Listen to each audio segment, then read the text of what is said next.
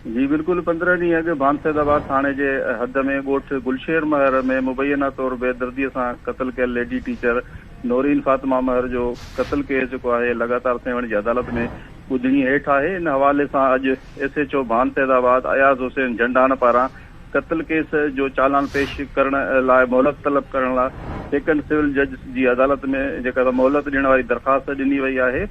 ॾिनल दरख़्वास्त में SHO भान ॼाणायो आहे त नौरीन महर जे केस में नामज़द घुर्बल वधीक ॿ जवाबदार मक़तूला नूरीन जो वालिद मोहम्मद अली ऐं मक़तूला जो भाउ अहसन महर पारां 5 जून ताईं शख़्सी ज़मानत वरितल आहे। उन करे चालान पेश करण लाइ खेनि कुझु ॾींहंनि जी मोहलत ॾिनी वञे, जंहिं ते मक़ामी अदालत अहिड़ी दरख़्वास्त मंज़ूर कंदे ऐं पुलिस खे मोहलत ॾींदे केस जो जेको चालान आहे उहो 5 जून ताईं पेश करण जो हुकुम जारी करे छॾियो आहे। ॿिए तरफ़ नाज़रीन खे इहो ॿुधाईंदा हलूं त नूरीन महर क़त्ल केस में मुलविस 2 जवाबदार मक़तूला जो भाउ मोहसिन महर ऐं चाचो जुमन महर अॻु में ई पुलिस तहवील में आहिनि, जेके पुलिस जांच बैदि अदालती हुकुम ते जेल हवाले कया विया आहिनि। जॾहिं त क़त्ल केस में घुर्बल वधीक 2 जवाबदार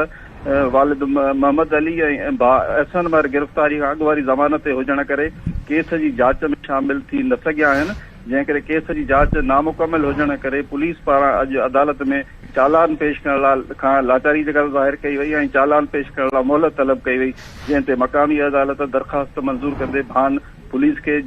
चालान जमा करण लाइ 5 जून ताईं मोहलत ॾिनी वई आहे। जी ठीकु आहे, ज़ुल्फ़कार सोलंकी अपडेट करण लाइ वॾी महिरबानी।